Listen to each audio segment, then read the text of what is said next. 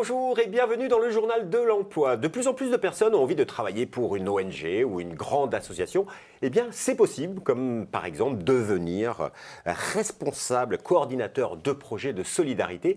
Mais quel est donc ce métier? C'est le focus métier du jour que nous allons faire avec Pierre Fournir. Bonjour. Bonjour Jérôme. Vous êtes directeur du recrutement du cabinet Orientation Durable qui est spécialisé dans le recrutement dans tout l'univers de l'économie sociale et solidaire.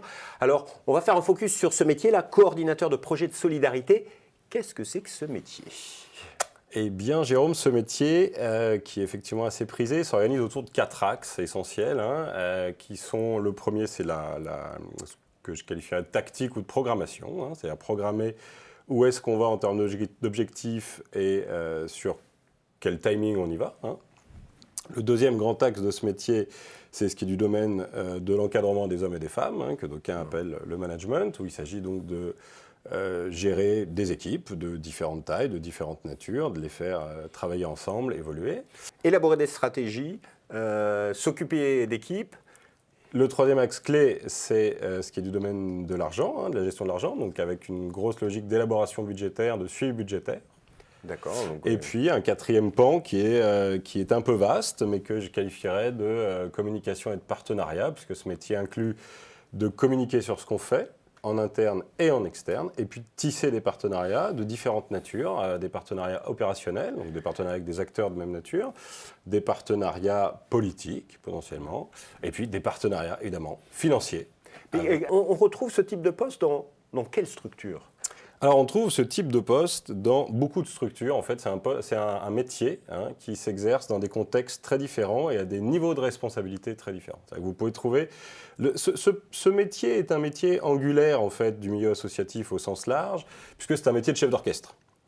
Et c'est donc souvent un des premiers métiers qu'on va créer. Et autour de ce métier, on va agréger potentiellement des spécialistes. Mais ce métier est un métier angulaire et on le trouve dans des petites associations de 3-4 salariés où vous pouvez coordonner un projet sur un budget limité, 150-200 000 euros par an, sans avoir, ou avec une dimension managériale par exemple faible. Vous pouvez avoir 2 stagiaires à animer, mais pas de management au sens hiérarchique comme on l'entend. Et puis si on le prend à l'extrême inverse, un coordinateur de projet dans une grosse ONG, prenons par exemple Médecins du Monde, si vous êtes directeur des opérations de Médecins du Monde, qui est un poste à très grosse responsabilité et où on parle de très gros volume, que ce soit volume managérial ou volume budgétaire, vous êtes sur ce métier-là. Donc dans un contexte et sur des volumes très différents.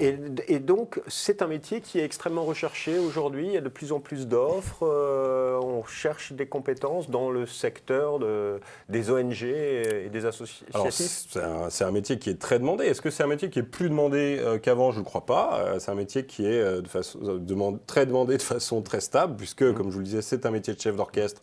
Donc c'est le métier pivot de beaucoup d'acteurs de l'intérêt général. C'est un métier, ce qui est intéressant, c'est que depuis 4-5 ans, on voit que ce métier, dans ces grandes composantes là, que je vous ai décrites tout à l'heure, qui est teinté par des tendances. Il y a 3 tendances, je pense, qui sont intéressantes. Il y a une tendance qui n'est pas très originale, qui est la tendance de la levée de fonds privés. On voit que ce métier est impacté par les besoins de fonds privés des acteurs de l'intérêt général.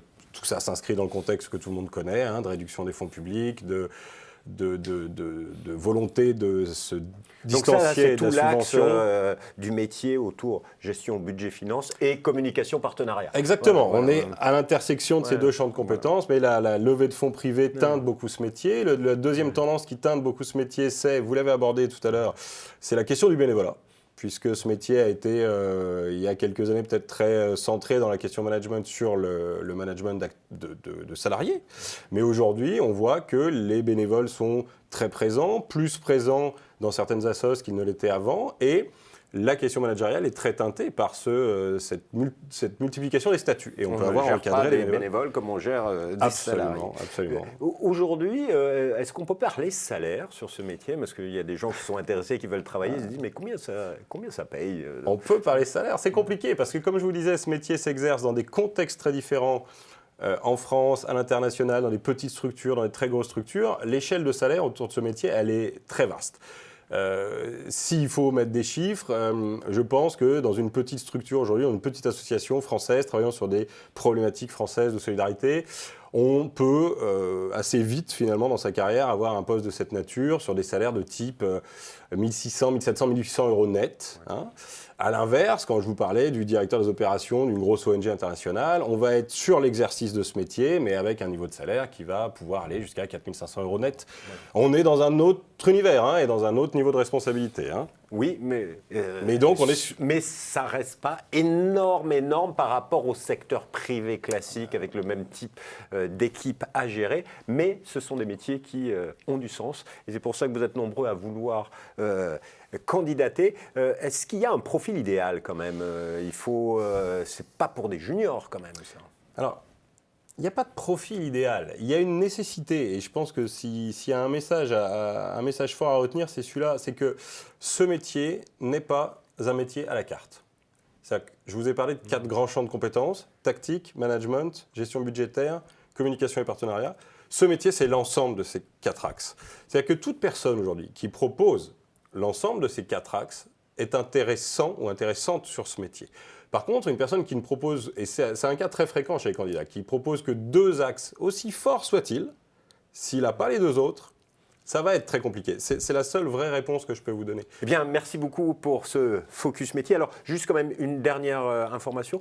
Si on veut retrouver des offres de ce type, alors vous, en tant que cabinet, vous y avez votre site internet orientationdurable.com, mais est-ce qu'il y a d'autres sites que vous nous conseillez pour trouver ces offres d'emploi ?